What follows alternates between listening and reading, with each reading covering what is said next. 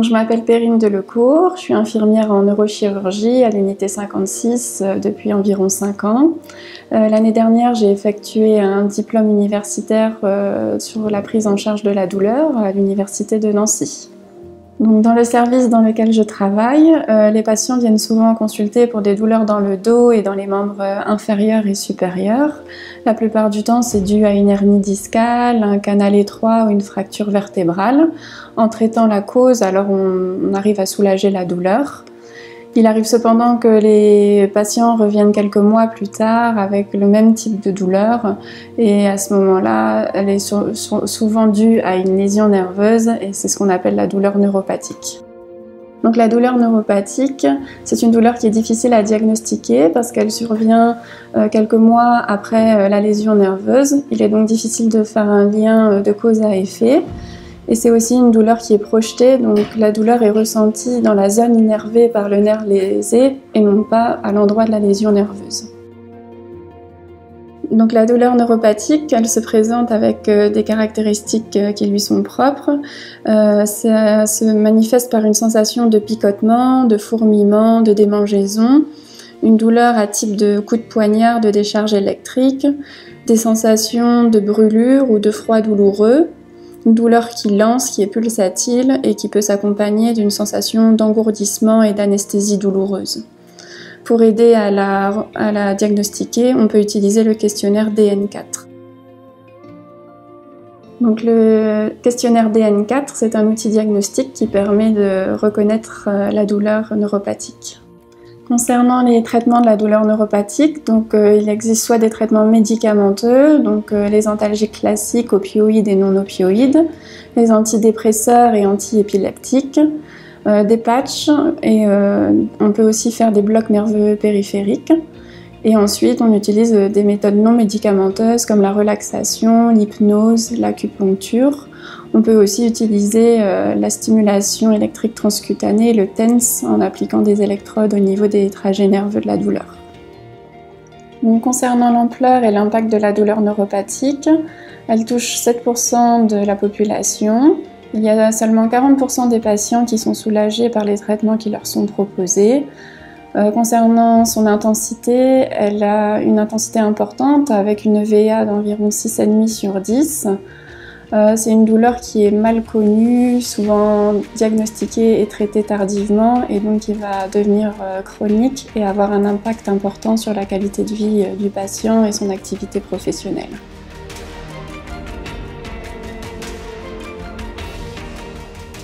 Donc, si les traitements cités précédemment sont inefficaces ou insuffisants, on peut alors proposer aux patients la neurostimulation médulaire, comme on le fait dans notre service de neurochirurgie.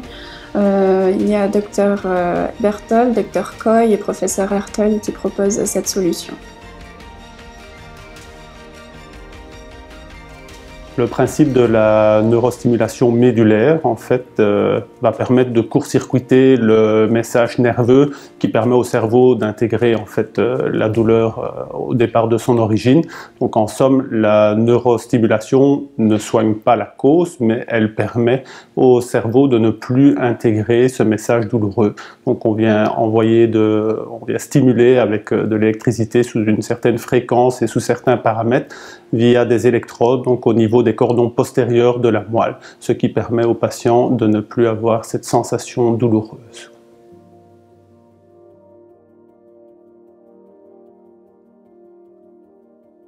Also den SCS oder Spinal Cord Stimulation als eng Behandlung wo eng oder 2 Elektroden an den Periduralraum gelöscht gin, dat ganz mcht den am Operationssaal an der sterile Konditionen anënnert der Hëlle vun enger Röntgenkontroll.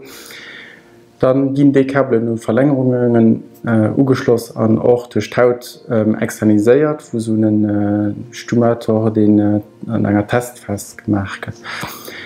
Ganz halt ungefähr 2-3 Wochen sollten Patienten dat daheim testen an ihren normalen Umständen, Lebensumständen, und da sollen Patienten herumkommen und soen, ob das wirklich eine Behandlung für sie also oder nicht. Und da geht es entscheiden, ob der Patient entweder die Kabel rauskriegt, das wäre, wenn der Test negativ wäre, oder ob er den definitiven in der Haut gelöscht wird.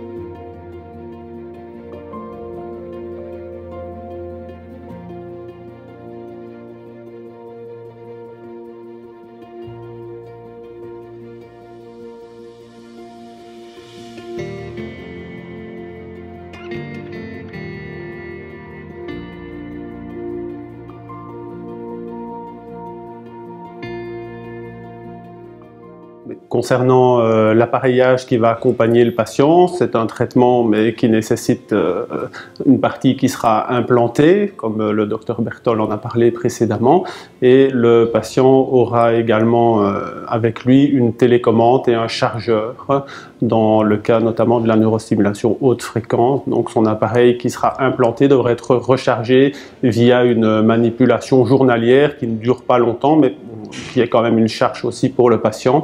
Il aura une télécommande qui lui permettra de rester en contact avec son appareil. Ce sera la même pendant la durée du test et pendant la phase où il sera implanté.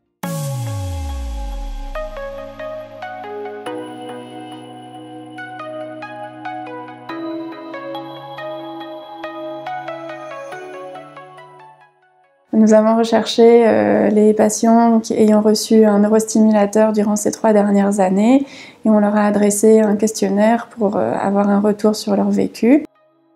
Les points positifs qui sont ressortis, c'est que les patients ont bien vécu leur implantation avec une douleur post-opératoire assez faible avec un score de 3 sur 10, score EVA. Et une douleur qui est peu majorée par les soins infirmiers lors de la réfection des pansements ou des mobilisations. Les patients ont bien accepté leur neurostimulateur. Ils ont réussi à l'utiliser facilement lors de leur retour à domicile et ils sont satisfaits avec une bonne diminution des douleurs et une amélioration de leur qualité de vie et une diminution aussi de la prise des médicaments. Donc il reste cependant des axes à améliorer. Il reste certains patients pour qui le neurostimulateur est contraignant au quotidien, pour 43% des patients. Certains aussi ne l'ont pas forcément bien accepté. Ils sont aussi gênés parfois pour ceux qui ont reçu une stimulation tonique par les paresthésies qui remplacent la douleur. Et pour 38% des patients, l'information préopératoire reste encore insuffisante. Donc, des axes d'amélioration sont donc prévus. Il est prévu qu'une consultation infirmière soit mise en place afin de développer le rôle infirmier. Cela permettra d'apporter une information préopératoire plus détaillée et adaptée aux connaissances du patient, afin de lui permettre une bonne acceptation de son dispositif. Elle apportera aussi un accompagnement les mois qui suivent l'implantation, une éducation pour les gestes techniques du quotidien et une meilleure autonomie du patient, des conseils pour l'utilisation quotidienne du dispositif et une documentation objective de la qualité de vie du patient. Des avancées technologiques comme la neurostimulation haute fréquence qu'on utilise actuellement au CHL permettent maintenant de la disparition des paresthésies qui remplacent la douleur. Elle permet aussi un meilleur soulagement des douleurs du dos et des membres et elle a l'avantage d'être IRM compatible. En plus de la consultation infirmière, je participe à une étude en collaboration avec l'Université de Luxembourg pour mieux comprendre le fonctionnement exact de la neurostimulation médulaire haute fréquence. Pour cela, nous réalisons des tests pour comprendre les mécanismes de traitement de la douleur en mesurant l'état fonctionnel de différents types de fibres nerveuses en utilisant des techniques non invasives. J'espère que ce sujet vous a intéressé. Je tiens à remercier mon chef de service, Patrick Felchen, qui m'a incité à faire ce diplôme de spécialisation dans la douleur et qui m'a soutenu tout au long de mon parcours. Je remercie aussi la direction des soins de m'avoir proposé de présenter ce sujet aujourd'hui et d'avoir accepté que je puisse faire ce diplôme. Et je remercie aussi tous les médecins de la neurochirurgie qui sont investis dans la neurostimulation médulaire. Et aussi un grand merci à Paul pour la réalisation de la vidéo.